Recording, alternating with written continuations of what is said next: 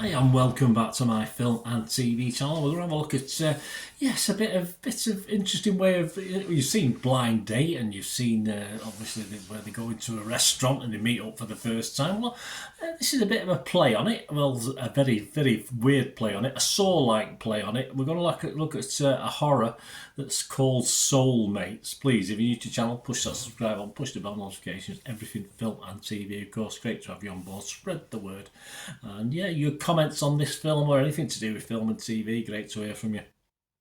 And you do have a chance to just give us a little thumbs up, a little like. It'll be much appreciated. Yes, it's classed as an R-rated or 18 certificate here in the UK.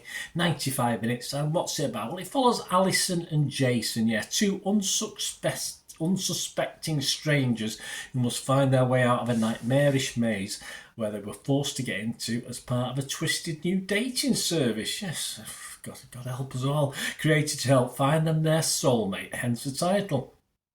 This stars Annie Lonzi, Charlie Webber and Neil McDonough in the main. There's a few little actors and actresses come into it, but not no one who hangs around too long. If you get the gist. And there's not many scores in on it either, which it doesn't help. There's 4 people, 4 critics on Rotten Tomatoes, and 3 of them were rotten, and 1 of them was fresh, so just a 25% positivity from Rotten Tomatoes. The public, interesting. They like it a bit more than the meagre amount of critics, but the public seem to like it, which is fair enough. It's all fair enough. Rotten Tomatoes audience 3.6 out of 5, a 70% positivity. That's good.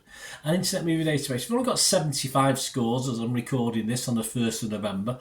Only got 75 scores and reviews left, but at least it's getting over 6. It's getting 6.1 out of 10. I'd expect that to drop a little bit.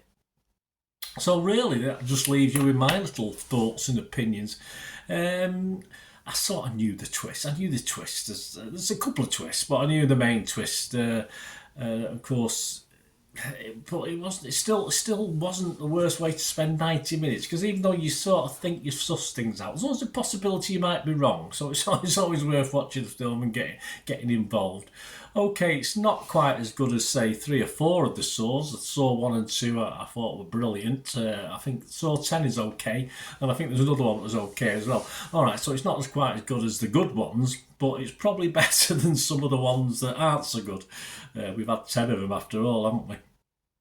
And it's really random strangers mainly being mutilated, and it sort of lacks any care as far as the watcher is concerned. I didn't really care for any of them. If they got the comeuppance or got shredded, I wasn't that bothered. We've no idea of the backstory to these. There's a couple, not all of them, of course. There is a couple that we do know a bit of backstory and who they are, but some of them are strangers. We don't know who they are. They might even deserve it. Who knows? So it's there is a detachment really as a watcher throughout this.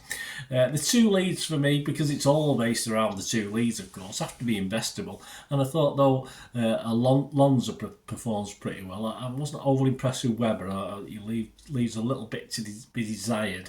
And they were both far too cool to the events happening around them as well. I mean, there's no believability in these sort of things. Of course they're not. It's horror, but I still didn't like the way they're reacting to certain things, and I just failed to invest in the pair, especially as their lives weren't seemingly on the line. It was other people's lives, depending on whether they achieved things or not. So it's unusual. It's okay, better perhaps if you don't see the couple of... Don't try and think too much about it, just go with the flow. Don't try and suss it out. I mean, I'm always trying to suss things out when I'm watching stuff or listening to my books that I listen to and stuff, but it might be best if you don't try and think too much about it. Just go with the flow, and it's okay. It's fine. It's hard to say. It's not one of the best. If it was a Saw franchise, it'd be probably middle for diddle, be about halfway. So my scores on this one, yes, on Metacritic, I'll be a bit mixed on this one.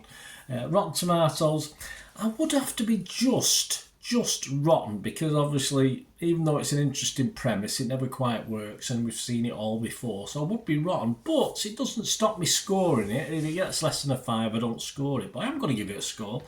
I'm going to give it not the 6 out of 10, which is my watchable score, but I'll just give it a 5.5, because there was enough in this, as I said, to keep me sort of watching anyway till the end without wanting to turn it off or stop watching it.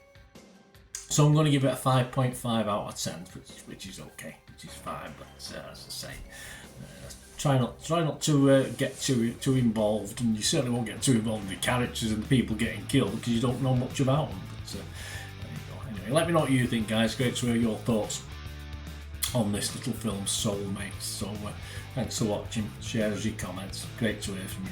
Till we meet again. Last one thing, don't please stay safe, everyone. Bye for now.